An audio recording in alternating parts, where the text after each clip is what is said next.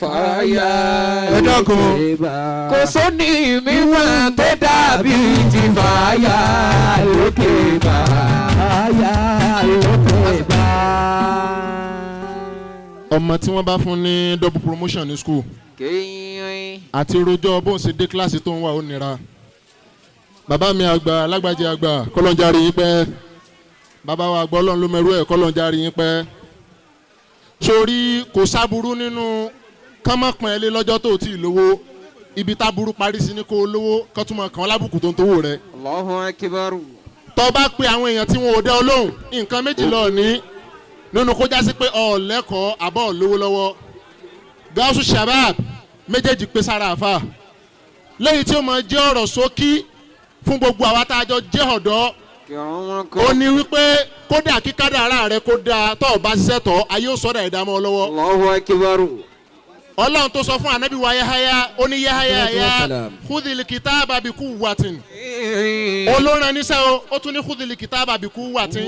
ká tó wá sọ̀wọ́ tọ́ isa anabi tọ́ ọdún lórí pé wọ́n ní kádàrá mi ò dáa òjò rẹ lè sùn kó má rọ̀. Ya Yahaya khudhil kitaba bi quwwatin. báwa bẹ́ẹ̀ ìbéèrè kan bẹ tó ń dara rẹ láàmú jẹ́ ń dáhùn fún ọ ọ̀ ń bira rẹ léèrè pé sọ́ọ́lé lówó bíi Gaothu Shabbab ìyún kọ́ ní ìbéèrè èyí tó jẹ́ béèrè ni wípé bira rẹ léèrè irú ìgbìyànjú tí Gaothu Shabbab ṣe sọ́ọ́lé ṣe jẹ́ kí n sọ fún ọ tó o bá lè sinmi lọ́jọ́ tó ń rẹ̀ ọ́ tó o ṣiṣẹ́ dìgbà tó o jèrè tó jẹ́ pọ́jọ́ tó rẹ̀ ọ́ lọ sinmi inú àwọn tí ń sinmi náà lọ́mọ wà ọ hàn ní gbọ́ wúrò rẹ láyé mo pàtẹ́wọ́ fẹ́ni tó soríire ọ lè pàtẹ́wọ́ kú tàn níbọ̀ ké oríire tó fi kú. Gaothu Shabbab ẹ ti hàn ìhàn ní ọ̀dà ṣàìdọ́ lòun ní jó ṣe yín. gbogbo àfa sọ̀rọ̀sọ̀rọ̀ ẹja sọ̀ra bàbá mi àgbàlagbàjì àgbà nǹkan yọ̀kan lòun ní jó ṣe yín ọlọ́run ní jẹ́ sì wí. àwọn èèyàn wọ́n ń wá tí wọ́n fi ṣe tọ́pìkì wọn lọ́nláìn.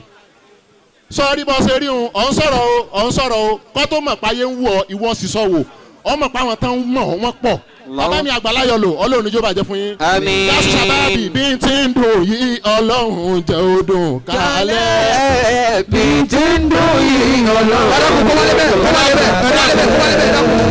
Alamini.